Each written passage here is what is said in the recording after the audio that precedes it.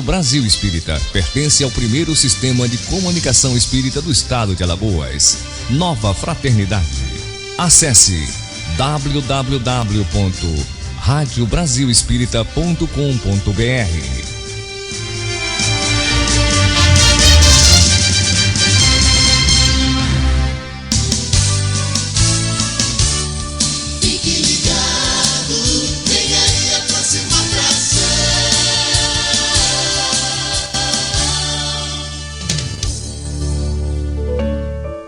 A partir de agora, na Rádio Brasil Espírita, Conversa Fraterna. Apresentação, Leone Soares. Leone Soares.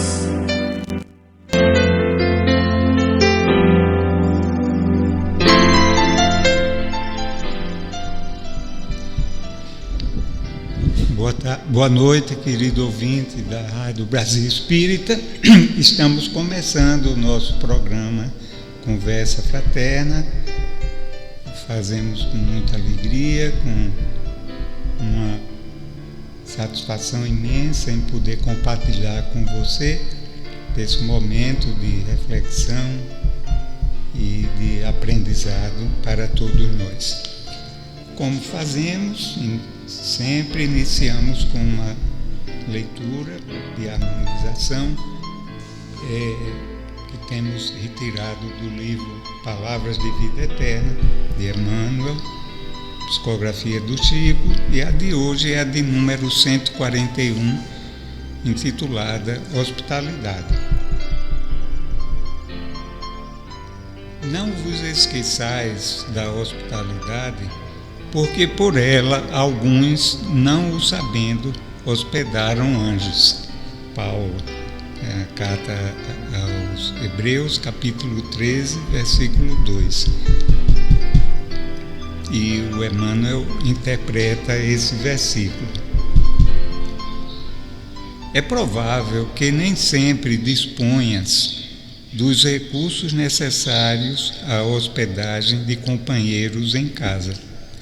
Obstáculos e vínculos domésticos, em muitas ocasiões, determinam impedimentos. Se a parentela ainda não se compraz contigo na cultura da gentileza, não é justo violentes a harmonia do lar, estabelecendo discórdia em nome do Evangelho que te recomenda servi-los.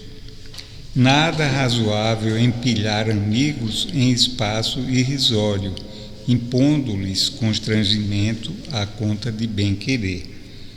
Todos nós, porém, conseguimos descerrar as portas da alma e oferecer acolhimento moral. Nem todos os desabrigados se classificam entre os que jornadeiam sem teto. Aqui e ali surpreendemos os que vagueiam, deserdados de apoio e convivência. Observa e tê-lo-ás no caminho a te pedirem asilo ao atendimento.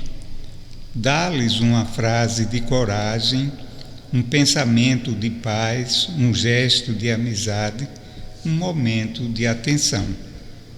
Às vezes, aquele que hoje se reergue com a tua migalha de amor é quem te vai solucionar as necessidades de amanhã, num carro de bênçãos.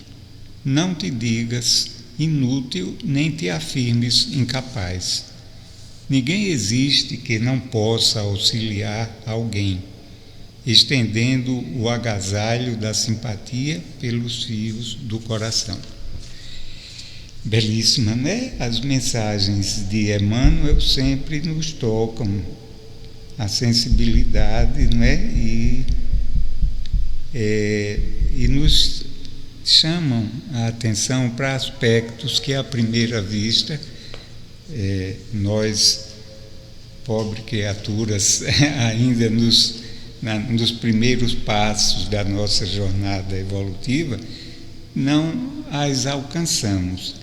Então, aqui o Emmanuel, ele nos faz essa reflexão, lembrando que Aliás, eu antecedo aqui esse comentário, lembrando eu que à época de Jesus, quando Paulo escreveu essa carta, a realidade cultural, a realidade da civilização era outra.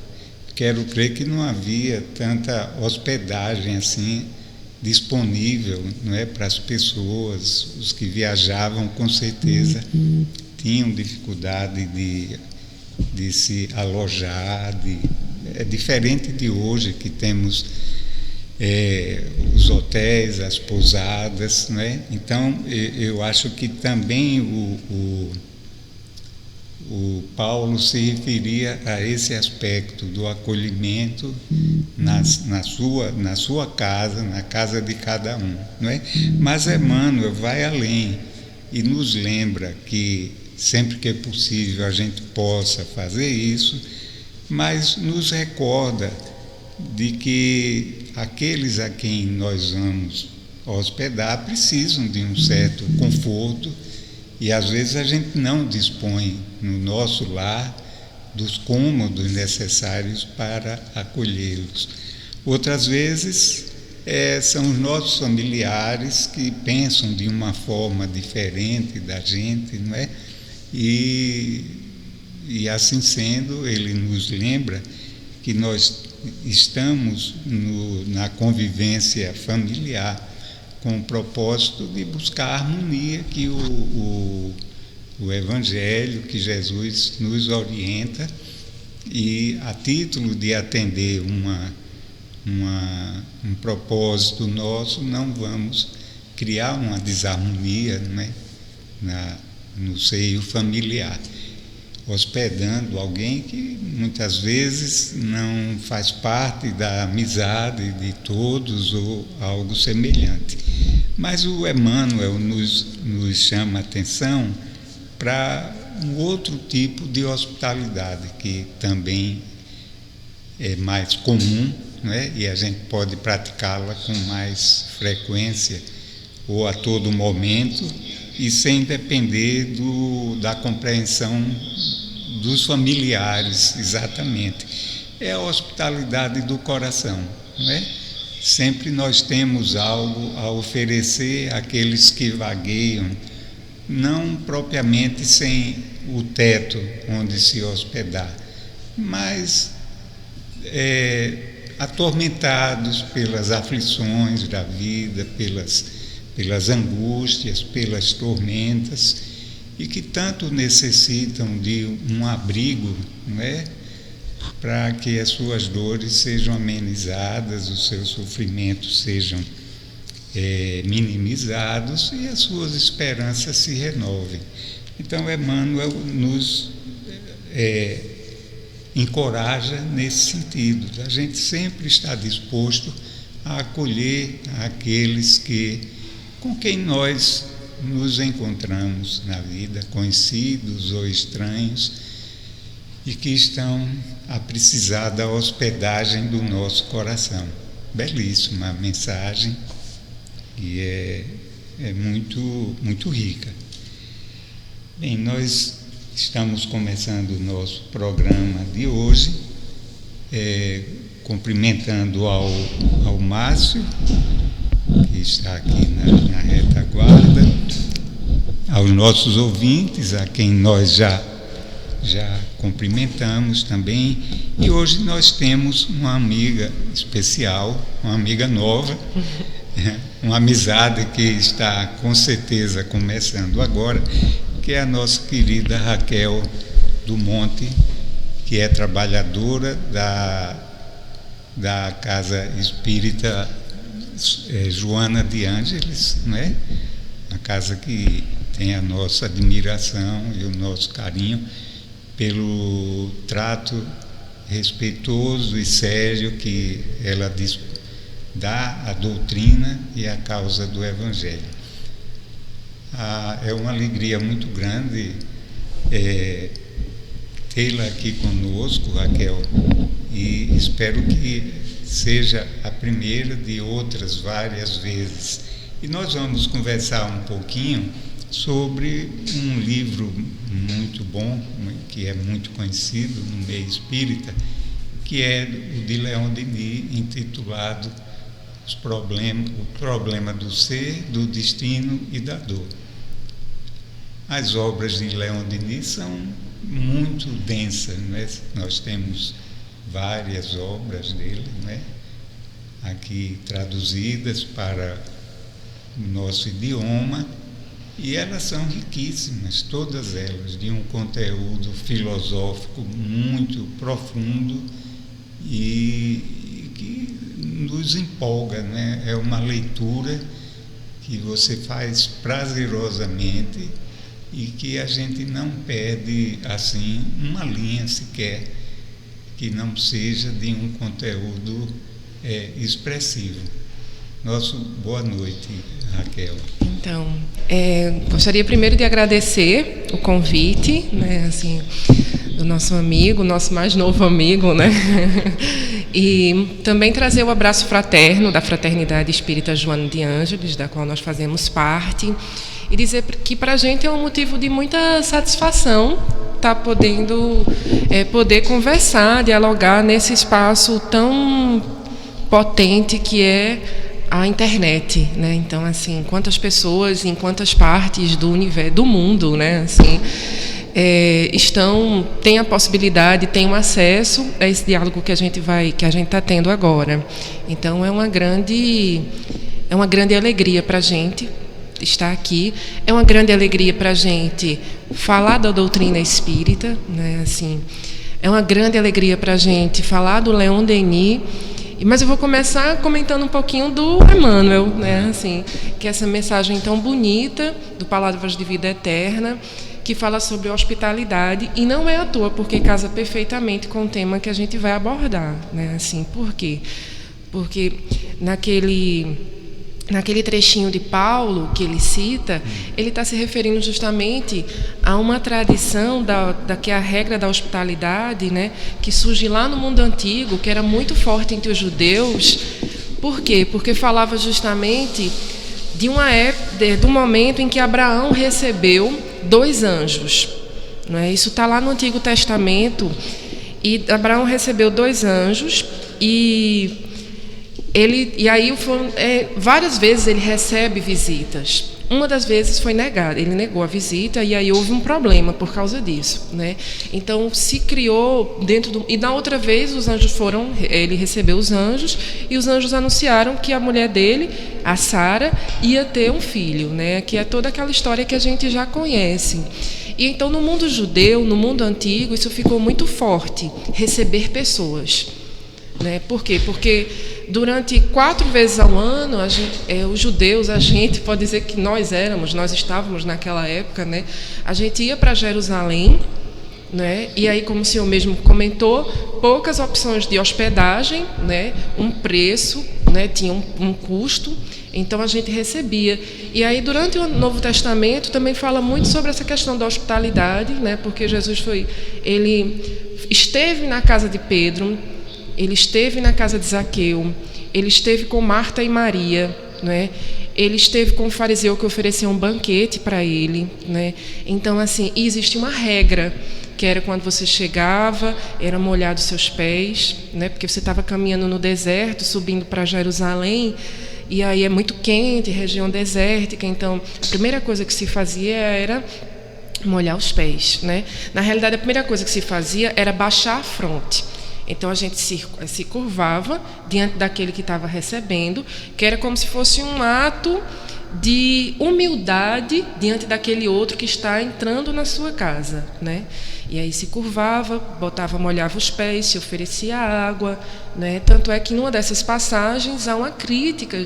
Jesus faz uma crítica, porque ele estava sendo recebido, mas foi Maria, né? Há uma discussão se é Maria de Magdala que recebe, há uma linha que diz que não, né? Que era ela, outros dizem que era, porque ela vai lavar os pés de Jesus, vai ungir o pé de Jesus com óleo e tal, com perfume, e aí as pessoas que estavam olhando de fora fazem uma crítica, e E o dono da casa também faz uma crítica. Ele diz: eu cheguei na tua casa, você não molhou meus pés, você não fez nenhum tipo de ritual de acolhimento. E ela entrou aqui para poder fazer tudo isso, né? Então é muito simbólico isso. Hoje a gente já tem um outro conceito de hospitalidade, né? Assim, as pessoas falam muito de empatia. Empatia é uma possibilidade de hospitalidade, né? Porque é você receber o outro no seu coração, né? Você colocar-se no lugar do outro, né? É você acolher o outro, né? Porque empatia tem a ver com acolhimento. E acolhimento tem a ver com hospitalidade, né? Então, assim, o mundo hoje ele carece muito de hospitalidade, né? E uma das chaves, justamente, para qualquer tipo de adoecimento que a gente vem enfrentando é a hospitalidade. Né? Por quê? Porque é você recebendo o outro, você acolhendo a dor do outro, você escutando o outro, você deixando que o outro habite o seu íntimo, não é? Ou seja, você ofertando o outro o que há de melhor em você, você está se curando também. Né? Então é muito bonita essa passagem, muito oportuna. Né, muito bacana isso, né? Mas o tema, né? O Leon Denis, né? Então a gente já vai aqui, né, para esse livro, que é um livro tão simbólico, né? Ele é de 1908, né? É um livro porque o Leon Denis ele foi contemporâneo do Kardec, mas ele vive mais do que o Kardec, que ele desencarna na segunda década do século XX, em 1920 e pouco. Ele era mais jovem. Mais jovem, exatamente. E aí tem e no Brasil, Coração do Mundo, Pátria do Evangelho, né? Humberto de Campos, ele vai citar justamente a missão do Kardec, ele traz do ponto de vista espiritual, a missão gloriosa e dura também, né? E difícil do codificador. E aí ele vai falar daquela assembleia onde isso é revelado, né, com a presença de Ismael, né, que estava ali testemunhando tudo também, que Ismael tem uma relação aqui conosco, né, com o Brasil. Exato. E aí ele vai falar daqueles que ajudaram Kardec nessa missão, né, porque quando tem os grandes missionários, a gente vai ter também aqueles auxiliares. E aí, quem são esses auxiliares, né, que Humberto de Campos cita? Ele vai citar o Camille Flammarion, o Gabriel Delany e o Leon Denis, né? E aí é interessante porque diz muito da nossa doutrina, né? O Camille Flammarion, ele é um físico, um astrônomo, né? Um astrofísico, exatamente, né? Conhecidíssimo, né? Tanto é que quem for no Panteão de Paris tem referência a ele. Então, no Panteão de Paris tem lá Voltaire, Diderot, né? Tem os grandes nomes, e está lá o Camille Flammarion também, né? Porque o Camille Flammarion, no século XIX, ele teve um papel muito estratégico para a divulgação da astronomia, popularização da astronomia, né? Então, ele tinha essa relação com a doutrina no sentido mais científico, bem como o Gabriel Delany, né, que também tinha essa relação, era da engenharia, né, e aí também tinha essa relação mais com essa parte científica da doutrina. E a parte filosófica foi o Leon Denis. Então, interessante isso, né? Esse trio que, junto com Kardec, formava um quarteto, né, assim, e aí o Gabriel Delany, junto com Camille Flammarion, mais no sentido científico, no aspecto científico da doutrina, e o Leon Denis na especulação filosófica, né? Então é muito interessante isso. E o Leon Denis, só a título de ilustração, ele se comunicava muito com os brasileiros, né? Porque aqui no Brasil, e aí lá no Brasil Coração do Mundo também fala disso, né? Dessa chegada do espiritismo aqui no Brasil, porque a gente está falando do espiritismo do primeiro tempo, né? O espiritismo da época, contemporâneo a Kardec, né? Então, eles trocavam cartas, né, com os brasileiros, com o pessoal da Federação Espírita, né, assim, na realidade com o Bezerra de Menezes. E aí o que é que acontece? Em 19, esse livro é lançado aqui no Brasil, o que é um espaço de tempo muito pequeno, porque era naquela época, né? De 1908 para 11 anos. 11 anos, que era naquela época onde a gente tinha ainda o transporte bastante, né, ainda muito precário, né, as comunicações muito precárias. Então não havia os recursos que hoje, né, a gente dispõe, e as coisas eram mais lentas mesmo, aconteciam mais a vagar. Exatamente. Então, 11 anos, como o senhor bem pontuou, e aí a gente vai ter aqui a primeira edição do Problema do Ser, do Destino e da Dor. Então, a gente é o centenário do lançamento dessa obra, por isso a nossa sugestão, né? Que é uma obra que é extremamente contemporânea. Isso é que é interessante, porque faz 100 anos, né? Assim, para a gente brasileiro, faz 100 anos que a obra foi lançada, mas ela parece que foi escrita hoje. E a gente vai tentar explicar um pouquinho o porquê, né? Assim, na versão francesa, é o problema do ser e do destino. Aí, na tradução brasileira, foi incluída a dor, né? E é uma obra que ela é uma obra profundamente filosófica, né? E aí a gente vê então a gente está vendo aqui um autor que tem todo um cabedal de conhecimento, né?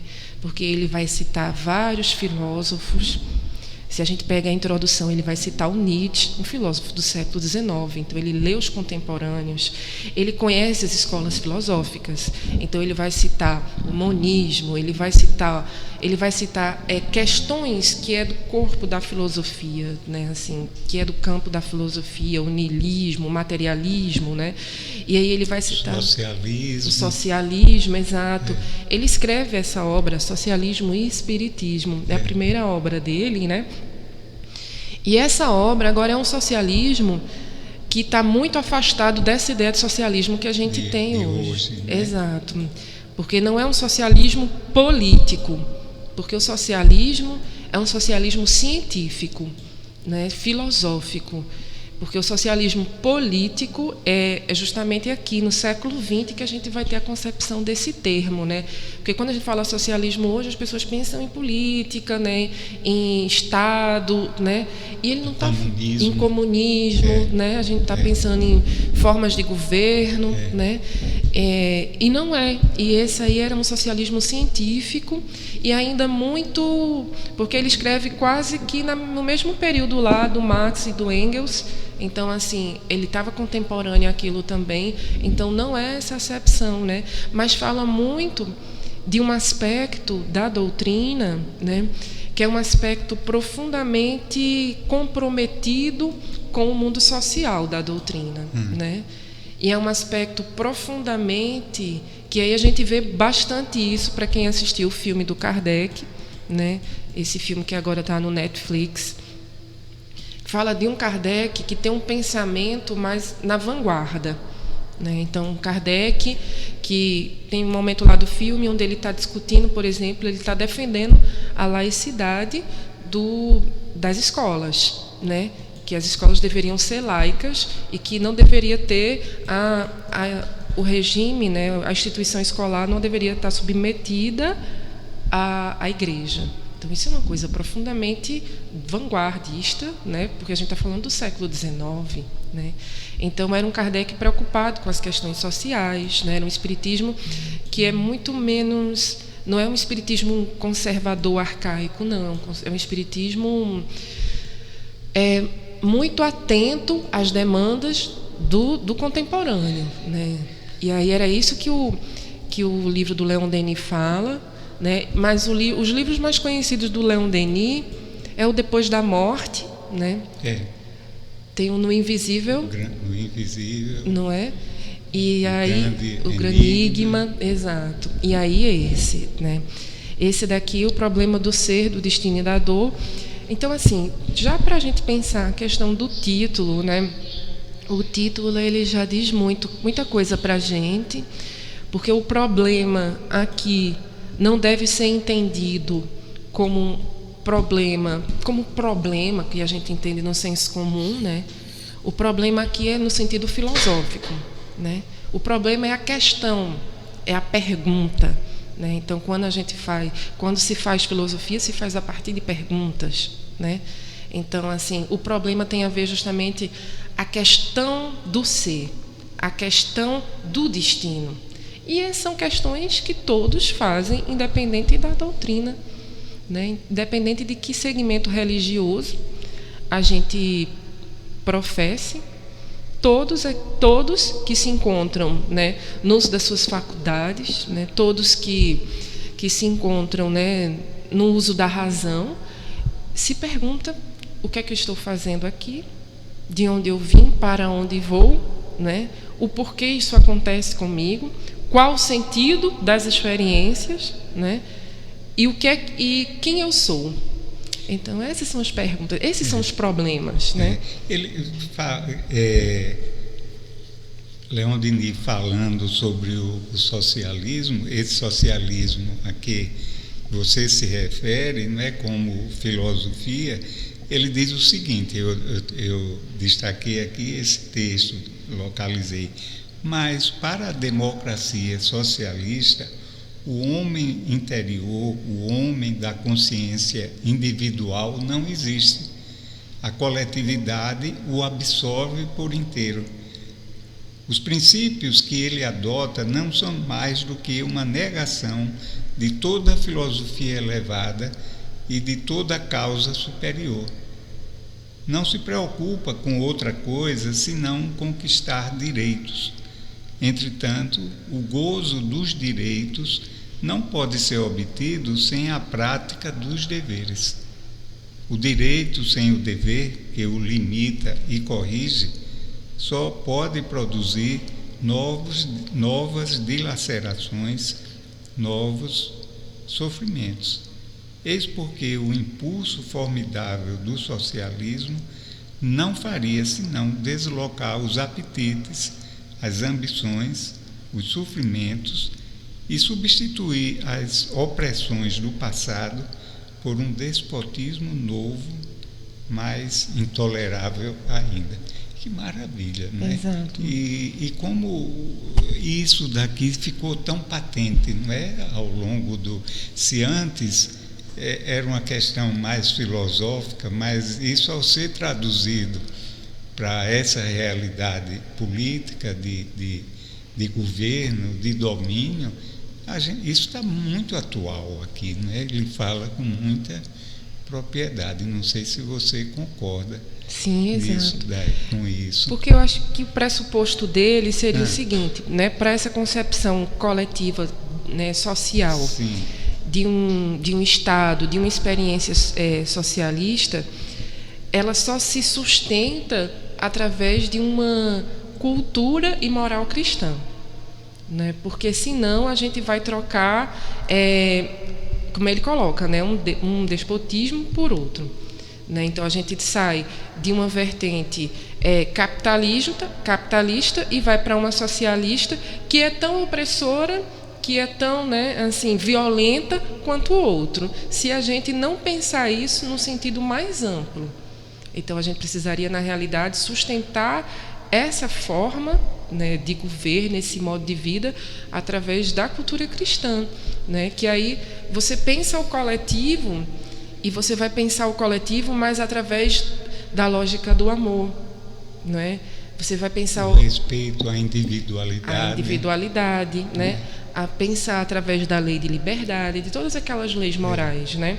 A exclusão do despotismo, não é? Isso, exatamente. Então, assim, é um pouco diferente, né? Essa proposta, né? Assim, porque o que a gente vê quando se dá na prática, né, essa questão mais política mesmo, são alguns equívocos, porque é um espelhamento ainda do mundo interno daqueles que fazem, né, a política. E uma, digamos assim, exclusão da mensagem de amor do Evangelho, né? Que é o que dá sentido, que torna as pessoas iguais, amorosas, fraternas, sim, né? Respeitando a individualidade de cada um e todos se nivelando, né? Sem uma casta que domina, que governa, né? Sem o despotismo. Sim. Exato. A doutrina espírita, ela pensa muito sobre essas questões. Então, a gente vai ter capítulos sobre a desigualdade das riquezas, né? Vai ter capítulos sobre a lei do trabalho, sobre a lei de destruição, que são questões que tangenciam essa ideia política, né, e tal. Enfim, e aí é muito interessante a gente se debruçar hoje no texto do Leon Denis, porque hoje a gente está vivendo um período de transição planetária. Né, isso, a gente está vivendo um período de mudança vibracional. Na realidade, a gente está em pleno processo, né, dessa ideia de mudança vibracional. De uma forma mais intensa, não é? Intensa, exato.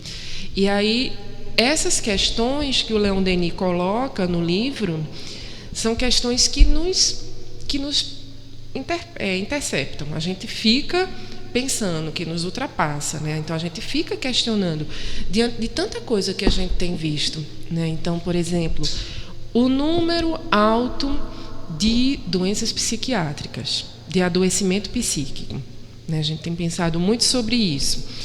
Número alto de suicídio, que é um problema de saúde pública, né? Mas é também um problema de saúde espiritual. É sobretudo um problema de saúde espiritual, né? A medicalização da vida. Então é por isso que a gente vê, né, tantas farmácias surgindo, não é? E isso tem a ver justamente. Pode até criar um neologismo, como a gente poderia dizer, a quimiquização da vida. Exatamente. Não é? A gente tornar a vida sobretudo um amontoado, não é, de coisas que são regidas pelo nosso mecanismo somático, né, regida pelos hormônios, pelas substâncias produzidas pelo organismo, né, e a química então teria através dos remédios, uma força muito grande na busca da harmonização ou da solução dessa problemática. Quando a gente sabe que o problema não é por aí, né? O problema é uma decorrência a doença física, e até a mental também é uma decorrência das nossas doenças espirituais. Exato, né? Exato. Outro dia eu estava até assistindo um filme chamado Take Your Pills, que é tome seus remédios, suas pílulas, né? Sim. Que é justamente um fenômeno que tem acontecido nos Estados Unidos, que é o uso indiscriminado da Ritalina. A Ritalina é uma substância que ela é utilizada pelos portadores dos transtornos de déficit de atenção, porque ela ela concentra a sua mente. E aí o que acontece? Quando você toma esse tipo de remédio, né, a Ritalina, você acaba se tornando mais produtivo, porque você fica mais concentrado, sua mente fica mais, né, em vez de ficar dispersa, você fica mais focado. E isso aí, para o sistema capitalista, é ótimo, né? Então, veja, para a gente se tornar mais produtivo, as pessoas usam química, né, para poder justamente produzir mais para o sistema, para poder dar mais lucro ao sistema.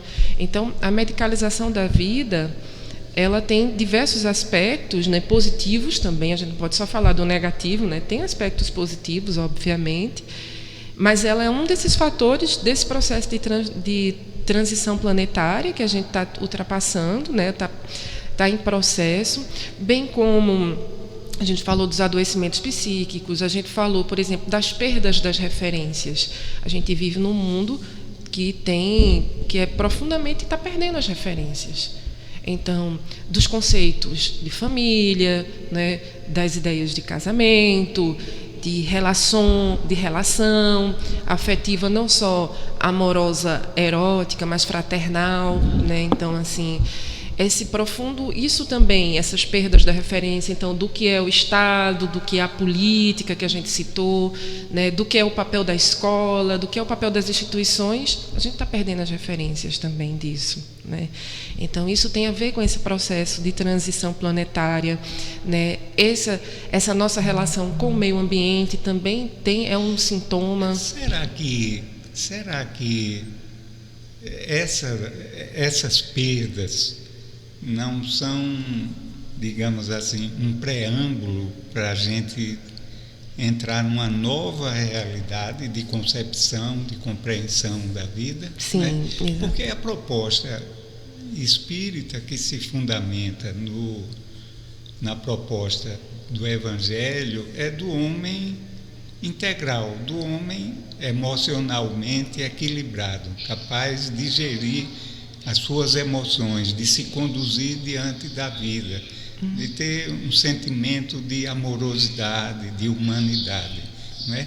E a sociedade, pelo menos grande parte da sociedade, não é, das pessoas, se desviou disso daí, se deixou levar por esse mecanismo, esse automatismo da vida, e sobretudo da vida que a gente chama de moderna, dessa vida mais recente, em que já não há mais tempo para nada, todo mundo vive com o relógio muito em evidência, não é? As relações se deterioraram, as pessoas se tornaram objetos, não é? Fonte de digamos assim, de meios de se conseguir os nossos objetivos, não é?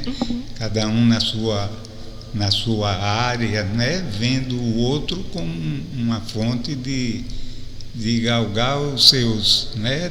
Nas diversas profissões, inclusive na de jornalismo, de jornalista também, não é? O outro não é um leitor, mas é alguém que vai, digamos assim, estou falando assim hipoteticamente, e de uma forma como eu compreendo e de uma forma abrangente, né? Então, não é um leitor, é alguém que vai ser mais um consumidor, né? Então, eu tenho a impressão que a destruição desses valores a que você se refere é um preparativo para surgirem valores novos. Isso, né? É exatamente isso, né? Porque o que acontece é o seguinte, né? Assim, a gente passou séculos num paradigma teocêntrico, né? Assim, então Deus, ele explicava tudo, né? E era a origem de tudo lá na Idade Média. Então, se a gente adoecesse na Idade Média, a gente ia para um xamã, a gente ia para um curandeiro, né? E ele teria a chave da cura, né? E aí a gente houve um novo paradigma, que foi a ciência, né? Que aí a ciência, as pessoas depositaram muita fé na ciência, houve uma transferência da fé na ciência.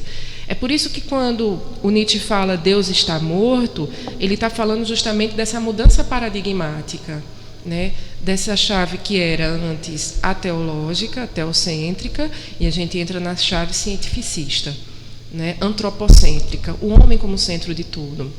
Tanto é que quando a gente vai num médico e ele diz assim, você só tem 15 dias de vida, ali é a voz da verdade, você acredita piamente naquilo que ele está lhe dizendo, que é justamente um sintoma dessa mudança paradigmática. Só que houve uma crise, porque a ciência, havia uma crença de que a ciência ia resolver todos os problemas. Ela ia acabar com a fome no mundo, ela ia melhorar tudo, mas a ciência, ela produziu também a guerra, ela produziu as bombas atômicas, né? Ela produziu as mortes em massa.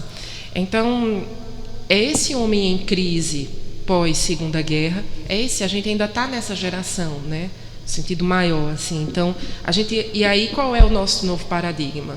É a espiritualização, né? Que é uma conciliação de Deus e ciência.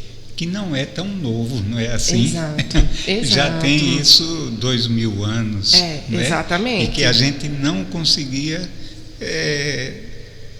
degustar, a gente não conseguia perceber, entender, até por conta mesmo dos equívocos das religiões, né, que interpretavam de uma forma equivocada, né, esses aspectos da mensagem de Jesus. Tornou-se tudo dogmático, obscuro, né, estranho, e o Espiritismo veio resgatar isso daí, né? O Leon Denis, ainda na introdução, ele faz uma referência aqui também ao positivismo. Olha o comentário que ele faz. O positivismo, apesar de ser menos absoluto, não é menos funesto em suas consequências. Por suas teorias do desconhecido, suprime as noções de fim e de larga evolução. Toma o homem na fase atual da sua vida, simples fragmento do seu destino, e o impede de ver para adiante e para trás de si. Método estéril e perigoso, feito, parece, para cegos de espíritos, e que se tem proclamado muito falsamente como a mais bela conquista do espírito moderno. Exato, porque o que é que ele está fazendo aqui? É muito incrível, bonito, né? É muito bonita essa parte do texto, né, da introdução, porque ele está fazendo, ele diz o seguinte: a gente tem conhecimento sobre todas as coisas, né? Ele diz as escolas, as instituições, as universidades, oferece, ele diz assim, ele usa um termo, deixa eu ver se eu digo exatamente como ele coloca, ele diz assim, são as instituições humanas em geral, que são as religiões, as escolas, as universidades, nos faz conhecer muitas coisas supérfluas, né? E aí ele está discorrendo sobre isso, né? Mas o principal, eles não nos informam. Né? Elas não nos informam, as instituições. Inclusive as instituições, inclusive as religiosas. Exato. Né? Que aí também tem... Isso é muito parecido com uma introdução de um livro brasileiro do Herculano Pires, que é A Educação para a Morte, que é muito em diálogo com essa proposta do Leon Denis, porque ele vai falar justamente da falência das instituições no preparo das pessoas para a causa primeira de todas, né?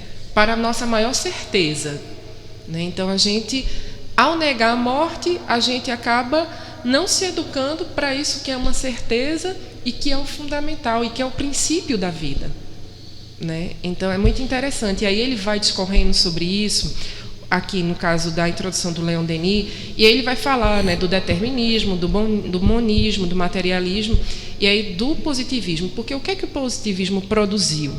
Isso aqui a gente está falando de um homem que está no auge da modernidade, né, no auge do pensamento moderno, lá do cientificismo do século XIX. Aí o que é que o positivismo produziu? Produziu essa espécie de ateísmo, no sentido de que nega o princípio divino em tudo. E aí se coloca como aquele que pode, através da ciência, responder a todas as questões. E isso é o maior equívoco do ser humano, né? E esse é um exercício de muita soberba, porque o primeiro movimento para a gente poder se relacionar com qualquer religião é a gente considerar que nós não temos as respostas para nada, né? Assim, que nós somos submetidos à lógica e ao amor do divino, né? Então, assim, e o positivismo ele produziu muito isso, né? Esse ateísmo, essa negação de Deus, né? Esse desejo de poder, porque isso é um desejo de poder dessas pessoas, de dizer que podem responder todas as questões pela via da ciência. E as questões elas não são respondidas todas pela via da ciência, porque a ciência, e ele coloca isso, a ciência é um sistema. E um sistema, ele é apenas no universo de sistemas. E ela só dá conta de uma parte da verdade. Ela só dá conta de um traço do todo. Então não tem como a gente responder e chegar à verdade absoluta apenas com uma lasca, com uma fresta que a ciência produz na realidade, né? Então é muito bonito esse texto dele nesse sentido, porque ele vai fazer. Então qual é a grande questão? É a gente responder quem eu sou. Mas será que a ciência ela vai te dar instrumento para responder quem você é? Porque se a gente perguntar a um bioquímico o quem eu sou, ele vai responder a partir do lugar dele, que aí é aquela questão bioquímica, não é? Se a gente perguntar a um físico quem eu sou, ele vai responder através da física. Um psicólogo, não é? Um literato. Então, todos vão responder a partir dos seus lugares, mas são lugares míopes, porque não conseguem... Visões parciais. Parciais, né? E muito ínfimas, porque elas não conseguem dar conta do todo, elas não conseguem dar conta da verdade absoluta, né? E aí ele coloca isso, né? E aí ele diz, o estado de falência da sociedade deve-se a esse movimento, né? Então, assim, deve-se justamente a essa negação dessa dinâmica espiritual e divina que vive em nós, que está em tudo e em todos. Então, toda vez que a gente nega essa dinâmica divina, toda vez que a gente nega a divindade e a potencialidade divina que habita em nós e em todas as coisas da natureza, a gente entra em crise, né? Que é isso que ele está colocando aqui. É justamente essa crise que a gente enfrenta, que é o problema do ser. Porque aí um ser em crise, ele tem que se pensar. Porque o que eu sou, né? Porque a pergunta primeira é essa, que a gente estava colocando, né? Todos os humanos que fazem uso da razão faz essa pergunta. O Herculano Pires ele vai dizer justamente isso. Qual é a diferença, né? A gente faz uma transcendência horizontal e uma vertical. A transcendência horizontal é o que eu vou comer hoje, né? O que é que preciso, como é que eu faço para chegar aqui, né? Então, assim, essa é a horizontal, né? Mas a vertical é que diz e é o que vai nos fazer ser humanos, no sentido mais profundo da palavra, que é quem eu sou, quem é meu pai, né? Para onde vou? Por que isso acontece comigo? Qual o sentido das experiências que eu vivo? Então, essa é a transcendência que nos conecta, né, e que nos distingue dos outros seres da natureza. Porque um animal, ele não faz essa questão. Mas o animal, ele faz a transcendência horizontal, porque ele quer saber o que ele vai comer. Ele quer saber onde ele vai dormir. Um cachorro, um gato, né? Onde eu vou dormir? O que é que eu vou comer? Né? Então, assim, que hora chega a pessoa que cuida, né? Mesmo que ele não tenha compreensão do tempo, mas ele está perto, está longe, ele tem uma ideia vaga, né? Essa é horizontal, a gente também faz, mas ele não faz a transcendência. Exato. A vertical quer dizer assim, quem foi que me criou? Né? Por que estou sofrendo? Né? Porque eles sofrem também. Interessante, olha, na verdade a humanidade é novíssima, não é? Nossa história em relação em termos de história do universo e particularmente isso, e em relação à existência do nosso planeta, a nossa história da civilização do homem, do desenvolvimento da inteligência, da razão e dos sentimentos é algo muito recente, né? Mas a gente parece que não avançou muito nesse sentido, ainda estamos ligados às nossas origens, a gente se entreteu com as coisas relativas à sobrevivência, ao dia a dia, e não caminhou no sentido dessa transcendência, de se desligar um pouco desse atavismo e andar em direção a Deus. É por isso que a gente ainda está meio a tantos conflitos, porque a gente está vendo as coisas ainda do ponto de vista muito da sobrevivência material, né? E esquecendo desse lado do amor, dessa força que nos envolve a todos, né? Na qual nós todos estamos submergidos, né? Nós estamos submergidos É por isso que o desenvolvimento da inteligência, sem o desenvolvimento desse sentimento de Deus, não é, nos leva à loucura das guerras, do desespero, da ambição, do domínio, das doenças, né, das mais diversas. É a falta exatamente dessa compreensão. Isso. E que a gente tem tudo agora aqui ao nosso dispor, né, para o nosso entendimento. Exatamente, né? Essa negação da nossa natureza espiritual é que nos leva ao caos, né? Ao adoecimento, né? À crise existencial, porque o ser tem a ver com a existência. Mais do que a negação, é a falta de percepção. Isso. Porque você pode perceber e, por uma questão de orgulho e tal, não querer admitir. Mas nos falta a falta de percepção. A gente vive tão envolvidos com os problemas do cotidiano, da sobrevivência, que a gente não tira momentos para reflexão, para um amadurecimento, né? Isso, exatamente. E é por isso que a gente tem toda uma bibliografia dentro do Espiritismo, né? Aqui no Brasil, que vai fazer todo um chamado, uma convocação para esse processo de autopercepção, né? Das nossas emoções mais profundas, da nossa autoconsciência, da nossa consciência, né? Que aí a gente vê justamente um processo de educação da alma através de uma percepção da mente. É por isso que a gente vê, né? E essa semana é muito especial para a gente espírita aqui no Brasil, porque é a semana do lançamento do filme do Divaldo, né? E aí, no filme do Divaldo, a gente vê a presença da Joana de Ângeles, e aí a gente lembra dos livros da Joana que vão nos ensinar esse processo, que dá para a gente os instrumentos para a gente poder fazer, né? Arar intimamente e poder perceber essas sombras que nos habitam ainda e que ofuscam essa potencialidade do ser. Um dos capítulos aqui, o livro é dividido em 3 partes, né?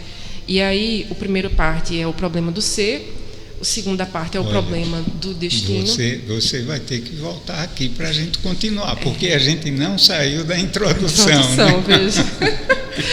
É muito engraçado, né? É muito bom falar, né, disso. E a terceira parte, as potências da alma, né? Então, essas potencialidades divinas que a gente tem, né? Porque essa tem a ver com aquela questão 114 do Livro dos Espíritos, né? Assim, qual é essa questão? Nós nascemos simples e ignorantes, né? Rumamos do átomo ao arcanjo, né? Esse processo evolutivo do ser que passa de princípio inteligente a ser angélico, né? E aí uma caminhada longa, né? E penosa, mas gradual, né? É lenta, gradual e restrita, né? E assim, uma caminhada, é uma santa caminhada, né? E uma fatalidade, né, em nossas vidas. Isso. É inexorável, a gente não tem como escapar dela, né? Por isso que toda vez que a gente tenta parar o fluxo evolutivo, há um desgaste muito grande de energia e de força, porque é como se a gente estivesse num rio em movimento. E você, num rio que tem fluxo, é muito difícil você ficar parado, né? Porque o rio da vida é isso, né? Então, assim, não tem como você gasta muita energia para ficar parado no meio daquele fluxo de água que está sempre em movimento, né? E essa é a ideia. Essa também esse é um dos pressupostos nossos como espírita, né? E aí, nas potências da alma, que é a última parte do livro, né? Ele vai falar, né, do pensamento, ele vai falar do livre-arbítrio, pensar o livre-arbítrio hoje, no contemporâneo, né? onde a gente vê tanta coisa, né? Assim, existe uma grande reflexão em torno do que vem a ser o livre-arbítrio e o uso, né? O uso cristão do livre-arbítrio. Que o livre-arbítrio não é apenas a liberdade, né? Porque a liberdade, ela não existe sem condicionantes, porque existem restrições à liberdade, mas uma restrição não no sentido negativo, mas no sentido positivo, né? Porque qual é a restrição? A liberdade da nossa essência. Isso. Né? E essa liberdade, para a gente fazer posse dela, é preciso, vamos dizer assim, entre aspas, que a gente se escravize a outras coisas, Isso. ao amor. Isso. Né? Porque o amor, ele nos faz essa autopercepção, né? Com esse enfoque, ele nos faz libertar disso que efetivamente nos aprisiona, Isso. que impede a nossa evolução. Né? São resquícios, são coisas que a gente traz de um passado ainda muito remoto, né? Que ficaram cristalizadas em nós, como o egoísmo, a soberba, a necessidade de domínio, de posse, de vaidade. Né? Isso. E a liberdade nossa, ela é condicionada ao nosso estado evolutivo. Né? Então, a nossa liberdade é como a liberdade de uma criança que está aprendendo a engatear numa sala fechada. Ela só tem aquele espaço para engatear.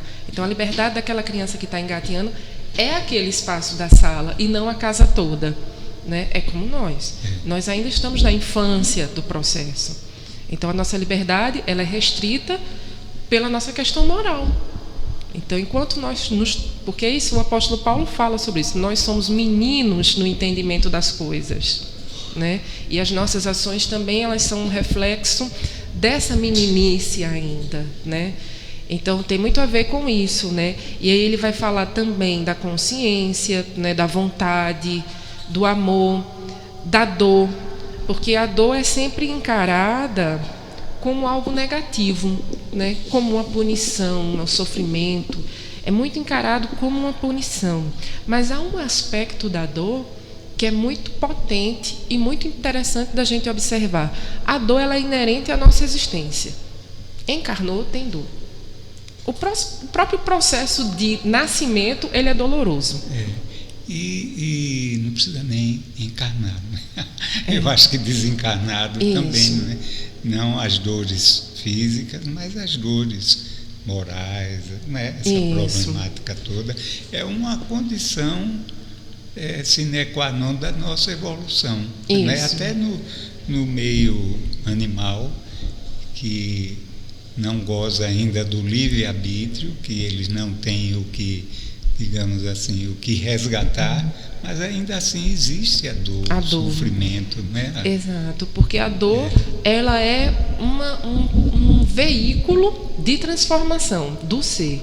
Né? Então, por exemplo, nosso nascimento, ele é doloroso. Nascer dói. Por quê? Porque a gente está no ambiente do conforto, ali no útero materno, né? Com todos os desejos sendo saciados, quentinho, bonzinho, um vínculo profundo com aquela mãe, né? Que é o vínculo do cordão umbilical, o vínculo de perceber toda o coração batendo, né? Aquela relação íntima. Isso sem contar com os laços espirituais, né? Exatamente. Eu acho que são mais fortes ainda profundos do que todos esses. Exato. Né? E aí, quando nasce, a gente é um processo doloroso, corta o cordão umbilical, aquela criança ela passa por um processo psíquico de profundo desamparo. Por quê? Porque antes ela tinha tudo e ela não precisava pedir nada. E aí ela tinha sempre a saciada no desejo dela. E aí ela vai precisar agora aprender a pedir, né? E ela vai perceber que ela vai precisar comunicar. E aí ela tem aquela dor do desamparo desse nascimento, né? E aí é muito simbólico para a gente perceber que a dor nem sempre é negativa, porque faz parte do processo evolutivo, não é? A gente acaba, então assim, nascer é doloroso para aquela criança, do ponto de vista psíquico, mas é também muito potente e muito bom. Por quê? Porque ela vai se tornar um sujeito.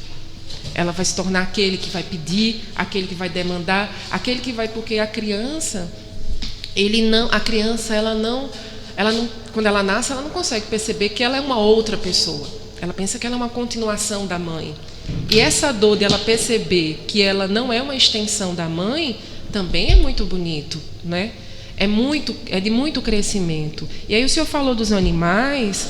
Então, no mundo animal, a gente vai perceber essa dor nesse sentido muito mais profundo, que sai do lugar do pagamento da dívida, que sai do lugar do resgate, né? Aquela dor do pesar, aquela dor pesarosa, porque quando a gente está enfrentando as nossas provas, né, tem aquele pesar de dizer, eu estou pagando algo.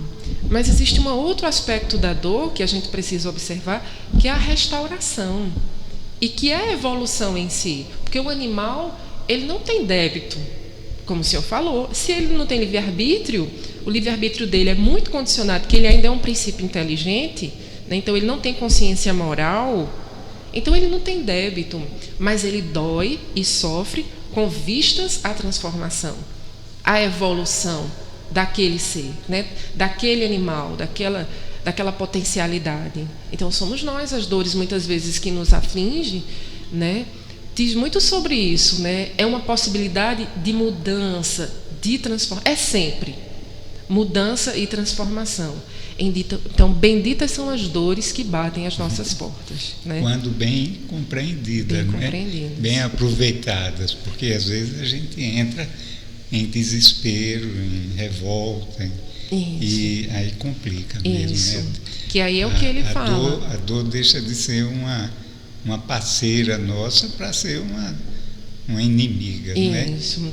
Que aí a dor, ela se torna um desagregador do nosso ser. E na realidade, a gente, como espírita e cristão, a gente percebe a dor como sendo um bálsamo. Porque a dor nos tira do lugar do conforto. Não é fazer proselitismo da dor, não é isso, mas é aproveitá-la como uma fonte de crescimento, de transformação. Isso. E saber que todos temos dores. Todos nós enfrentamos dores, né? Essa vida de mundo de rede social é uma grande mentira, né? É um grande simulacro, assim. Porque o que acontece é que em cada um daqueles perfis, né, em cada porta, em cada casa, há muita dor. Toda a família é perfeita, a gente observando de longe, mas quando a gente se aproxima, a gente vai ver os dramas existentes. Isso, né? Exatamente. As dores, as dificuldades nos relacionamentos. Isso. Eu tenho um caso assim interessante de uma família que era tida como um modelo. Inclusive eles se viam dessa forma, e os que tinham uma relação de proximidade, sobretudo do ponto de vista da religiosidade, assim interpretavam numa compreensão equivocada. Depois as coisas mudaram, e que é a nossa realidade, as nossas experiências de acertos, desacertos, então isso fatalmente vem a acontecer, não é? E as pessoas se depararam com a realidade da vida. Então, não existe esse modelo de perfeição, isso. Não é essa realidade. O que existe são os nossos embates, e quando a gente tem o esclarecimento necessário, é a gente conviver com eles de forma sábia, né? Aproveitando as lições, né? Aproveitando os momentos para a gente refazer os nossos laços da afetividade, né? Da tolerância, da compreensão. Isso. Então isso é maravilhoso. Resgatando a nós mesmos, porque a dor, ela resgata a nossa essência divina, não é? Que aí é interessante, no filme do Divaldo, a Joana fala sobre isso. O inimigo não está no outro, não era um obsessor de 400 anos. a grande luta era com ele. É a nossa luta também, né? Assim, tem vários poetas que falam isso. O Fernando Pessoa também vai falar sobre isso numa poesia, que ele vai dizer justamente que ele precisa de proteger-se dele mesmo, né? Porque o grande desafio é conosco, não é o outro. É o nosso grande adversário, somos nós mesmos. Né? Exatamente. E aí a dor, ela tem essa coisa restauradora para a gente poder se perceber, porque a dor revela quem nós somos, né? A dor, ela nos desnuda, né? Então é essa possibilidade da dor. E a gente também compreender a dor nesse sentido que é colocado no texto, né? Assim, nesse sentido muito mais amplo e muito mais profundo e muito mais filosófico, e no sentido que só o Espiritismo talvez dê a chave para a gente entender, porque o espírita cristão, né, que é quase um sinônimo, né? Todo espírita ele parte do conceito do cristianismo, né, da moral cristã. Eu acho que esse termo espiritismo cristão veio do fato do espiritismo na Europa ter ficado muito restrito ao lado científico, né? Até pela natureza do povo europeu, da cultura do povo europeu, né?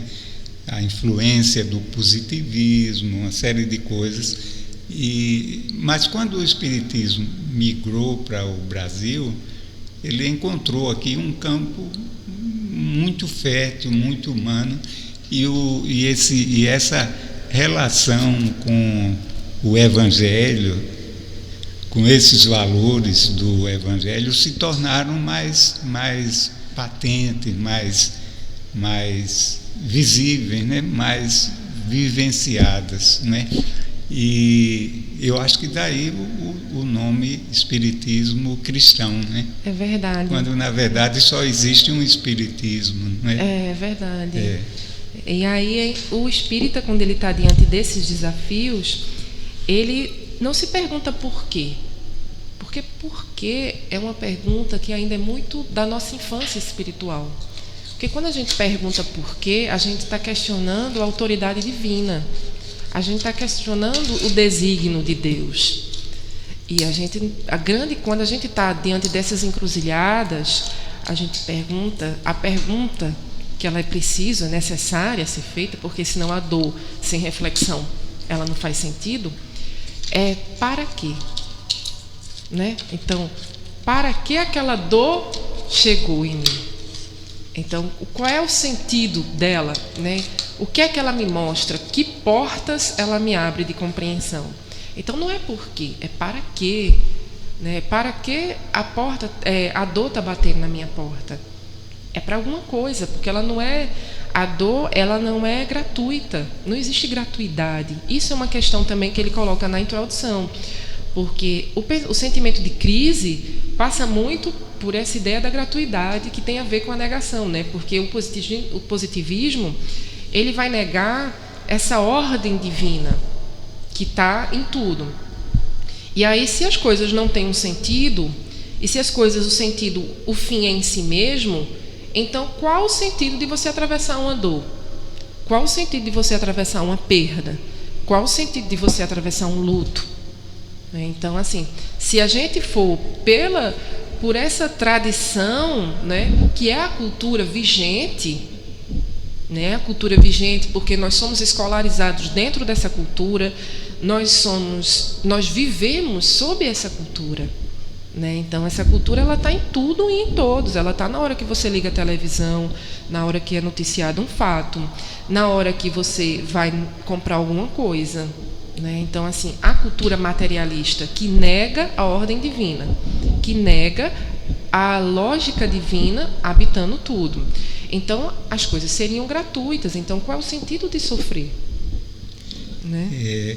Ele, né, ainda na introdução, Leon Denis faz o seguinte comentário: as igrejas, é verdade, apesar de suas fórmulas antiquadas e de seu espírito retrógrado, agrupam ainda ao redor de si muitas almas sensíveis, mas tornaram-se incapazes de conjurar o perigo pela impossibilidade em que se colocaram de fornecer uma definição precisa do destino humano e do além, apoiada em fatos probantes e bem estabelecidos. A religião, que teria sobre esse ponto capital o mais alto interesse em se pronunciar, conserva-se no vago. Isso. Então, porque o que é que acontece? Como nós somos seres da razão, o que se colocou enquanto doutrina para a gente, por exemplo, a da nossa destinação futura, que seria o inferno. Kardec coloca isso, né? No céu e inferno. Essa da nossa destinação futura, que seria o inferno, ele não casa com a nossa razão. Essa ideia de inferno, que é a ideia clássica, né? E de você ficar a pena eterna. E nem do paraíso também, nem do paraíso. Como algo assim, pleno, ocioso, né? Improdutivo. Então, né? Essas ideias, elas acabam se tornando assim, isso é uma coisa que a gente acaba, esses dogmas, né? Essas imagens, elas não dialogam com o nosso aspecto racional, com a nossa racionalidade. É por isso que as igrejas, né, elas se tornaram frágeis nesse sentido, porque elas não vão dar um sentido mais aprofundado e tangível para a nossa consciência, né? Porque falar que existe um inferno eterno, um céu eterno, falar que se no último momento você se arrepender, tudo será perdoado, né? Isenta a gente de responsabilidades. E aí tem leis anteriores da natureza que a gente conhece em profundidade, porque são leis porque nós somos seres da natureza. Então essas leis a gente tá escrito na nossa consciência. Então, por exemplo, a lei de causa e efeito, a lei de ação e reação, né, que a gente conhece em profundidade essas leis, que são leis da natureza, são leis da física, da química, não é? E aí não casa com essas leis, não é? Olha, o tempo passou muito mais rápido do que o que a gente desejava. Você vai ter que voltar aqui, viu, Raquel? Tá certo. Você é fantástica. A gente tem uma pergunta de uma ouvinte nossa.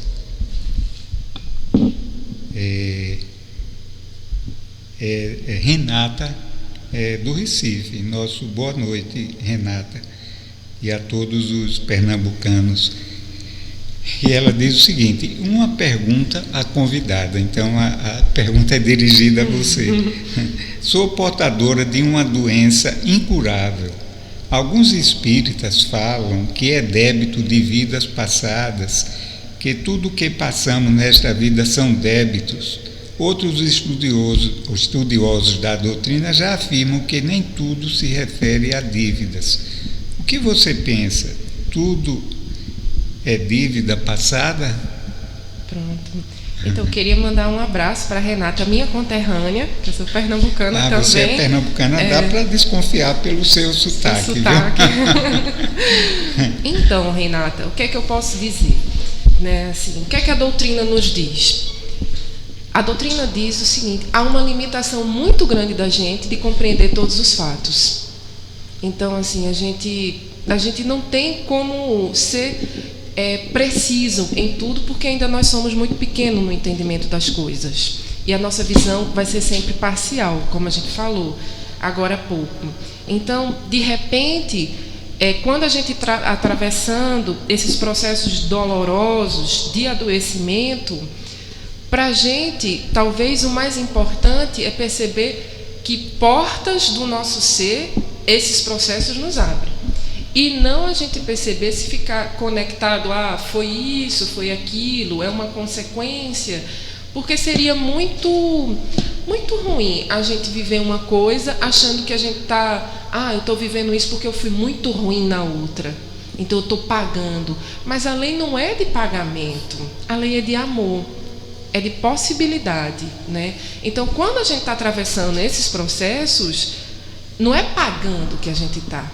A gente está se reajustando, a gente está se recompondo, a gente está tendo oportunidades de transformação, né? Então, assim, de repente, essas especulações que a gente faz, que é natural, porque a gente quer ter, porque é uma forma também da gente conhecer, né? É uma forma também da gente se acercar daquilo que está acontecendo conosco. Mas, de repente, o cerne da questão não seja se é um resgate, se é uma expiação, né? Se é uma coisa de vidas passadas, o que é que aconteceu com a minha vida passada para me levar a isso aqui, e sim se fixar no hoje, porque uma coisa que a gente aprende muito com a doutrina espírita, o presente é o nosso grande presente. Senão a gente não teria o véu do esquecimento, né? Se a gente tivesse, então, assim, perceber e conhecer o passado, ele na realidade em certos momentos pouco importa, porque o que importa é hoje, é o que você está vivendo hoje. É quando a gente pode tomar deliberações, decisões, atitudes. Exato. Né? Então, tem aquela mensagem que é muito comum, que é muito famosa do Chico: ninguém pode voltar atrás, né? Para fazer um novo começo. Exato. E aí, nós podemos começar agora e fazer um novo fim. Exato. Então, o que a gente trabalha é nessa perspectiva do futuro. O que é que eu estou me construindo para ser lá? Entendeu? Para ser lá. O alvo, prossigo para o alvo, diria o apóstolo Paulo. Entendeu? Eu encaro, sabe como isso daí, a que você se referiu agora, é mais... não pensando no futuro, mas pensando no presente mesmo. No presente, porque o resultado disso tudo vai começar a florir agora, vai começar a germinar e dar resultados agora.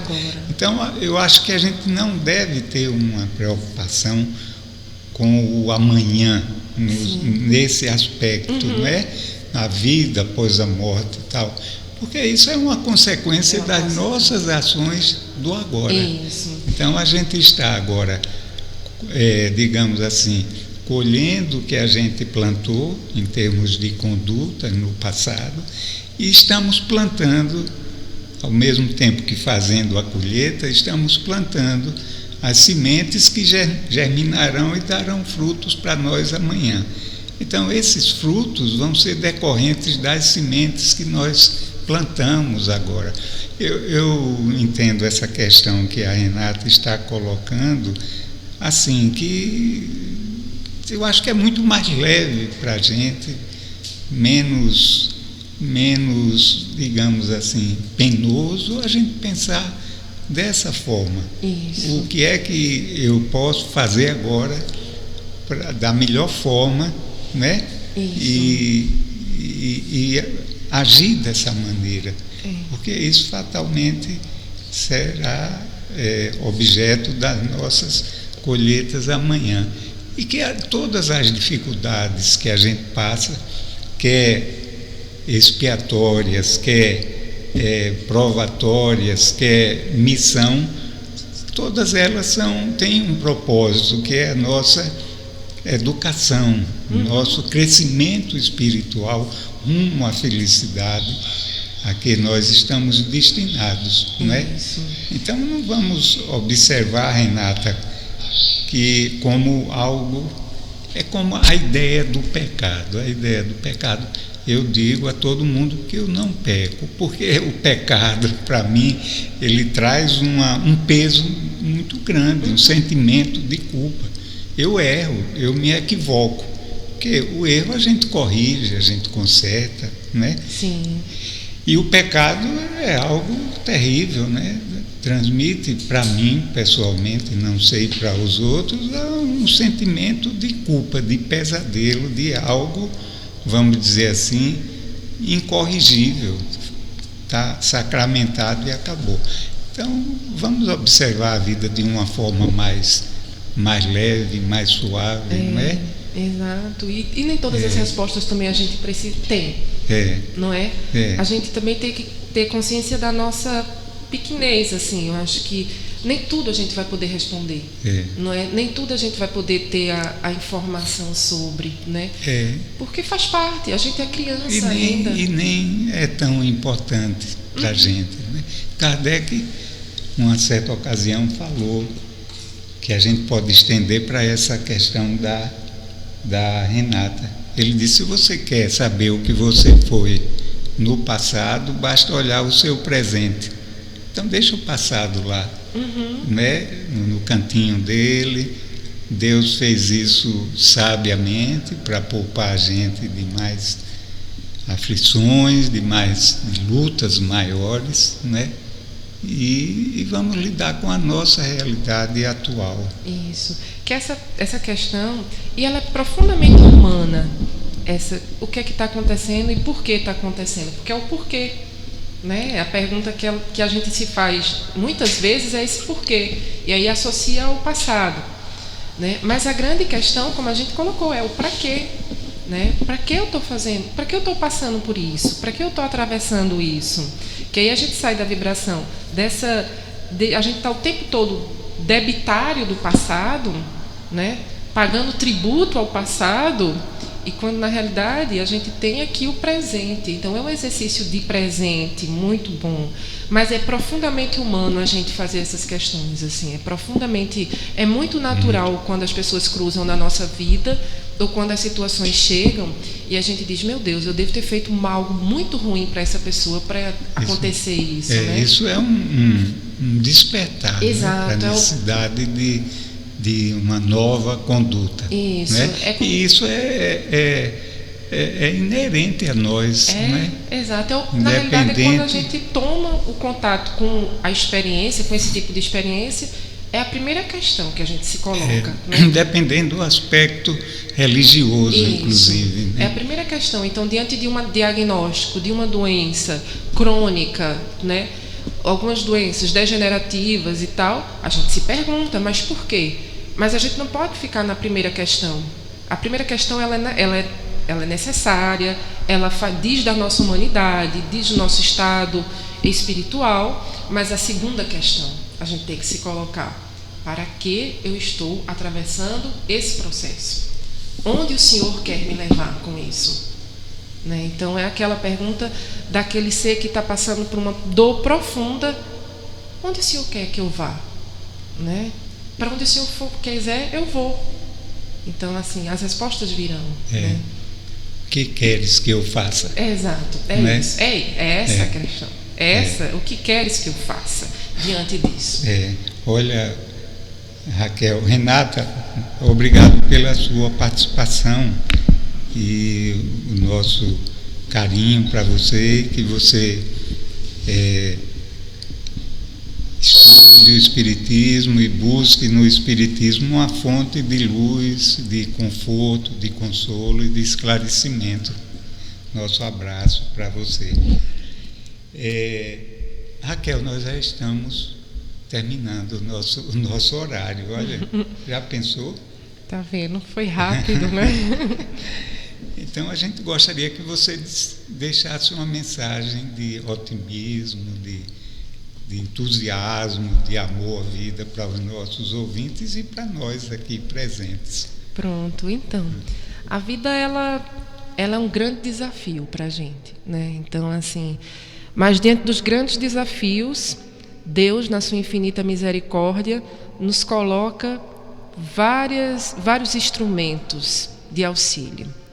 E a doutrina espírita é esse instrumento de consolação.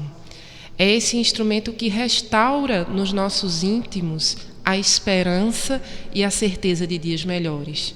Não apenas porque a gente ouve dizer, mas porque a gente utiliza das nossas próprias faculdades, que são a razão e o sentimento trabalhado, com vistas à compreensão de uma coisa mais profunda, a compreensão dos fatos pela ótica da espiritualidade, né? Pela ótica muito mais alargada, onde as coisas não terminam aqui, elas têm uma causalidade maior, né? E elas têm uma consequência maior. E a gente também, quando a gente encontra a doutrina espírita, a gente acaba com aquele sentimento de desamparo que tantas vezes nos acomete diante das dores, né? Porque o Espiritismo vem nos dizer, e há toda uma bibliografia, o Pentateuco, a gente vê em Emmanuel, a gente vê, não é, na série André Luiz, que nós não estamos sozinhos e que a lei é de amor, né? E que Deus nos oferta anjos para nos auxiliar nas provas. Então, aqueles que estão passando pelas provas, pelas dores, tenha certeza de que nós não estamos sozinhos. E como disse num filme do Divaldo, que é um grande bálsamo, né, a gente testemunhar esse irmão, a história, a trajetória dele, a morte não existe. Então é isso. Muito obrigado, Raquel. Foi muito bom tê-la aqui com a gente, viu? E a gente espera que você retorne brevemente para a gente continuar com o livro. Não é, isso, exato. Não é boa a proposta? É ótima proposta, vamos sim. Olha, porque isso foi apenas uma introdução à introdução. É verdade. Que Deus nos abençoe, que você sim. seja muito feliz. Sim, seja. E que as luzes do Evangelho sejam sempre referências para nós no nosso dia a dia. Sim, sim. Obrigado ao Márcio, obrigado mais uma vez a você e obrigado ao nosso querido ouvinte. Uma boa noite e paz nos nossos corações.